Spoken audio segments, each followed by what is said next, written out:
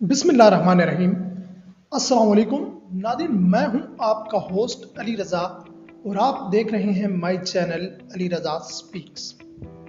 नादिन, गुज़श्ता रोज़ समाजी राब्ते की वेबसाइट ट्विटर पर रिटायरमेंट की बात करने पर रमीज़ राजा और शुएब मलिक के दरमियान अल्फाज की एक नई जंग छिड़ चुकी है।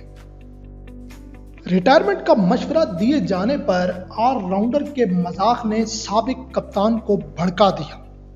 तफसीलात के मुताबिक साबिक टेस्ट ओपनर और मौजूदा कमेंटेटर रमीज़ राजा ने गुज़श्ता दिनों कहा था कि शुएब मलिक और मोहम्मद हाफिज को रिटायर्ड हो जाना चाहिए। इसी में पाकिस्तान क्रिकेट की बेहतरी है।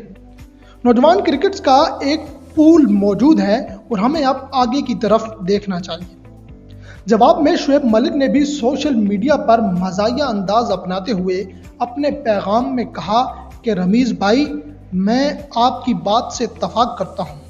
हम तीनों का कैरियर ही इख्तिताम के करीब है, आइए मिलकर इज्जत से रिटायर्ड हो। क्या इसको 2022 में प्लान करें?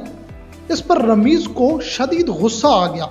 उन्होंने लिखा कि आप मुझे कहाँ से रिटायर्ड होने का कह रहे हैं? क्या मैं पाकिस्तान क्रिकेट की बेहतरी के लिए आवाज़ बुलंद करने से रिटायरमेंट ले लूँ?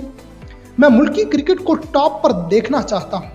क्या इसको खैराबाद कह दूँ? मलिक साहब, मैं इन चीज़ों पर कभी रिटायरमेंट नहीं ले सकता। आप लोगों के लिए अगले साल कमेंट्री की तरफ आना मुश्किल होगा। तब आप मेरी जितनी उम्र के लगभग हो चुके होंगे। मुझे आप लोगों को उस्ताद बनकर बताने की ज़रूरत नहीं। मैंने तो अपनी कप्तानी के दौर में खेल से किनारा कशी इख्तियार कर ली थी। इस जंग के तनाजुर में पाकिस्तान के साबिक test fast bowler Aqib Javed ने कहा कि जब तक पाकिस्तान इन दोनों सीनियर्स के मुनासिब मुतबादिल ढूंढ नहीं लेता, तब तक इनकी रिटायरमेंट की बात करना बेकार है। उन्होंने निशानदही की कि इस साल के आखिर तक हफीज और मलिक के साथ जारी रहने के सिवा कोई चारा नहीं। उन्होंने रमीज़ राजा को मुखातिब करते हुए कहा कि आप सीनियर खिलाड़ियों को रिटायर्ड होने का मशवरा दे सकते हैं, लेकिन पहले उनकी जगह मुतबादिल बैट्समैन भी लेकर आएं। इन दोनों सीनियर्स की PSL की परफॉर्मेंस ये वाज़िया करती है कि वो हमारे बेहतरीन इंतखाब हैं।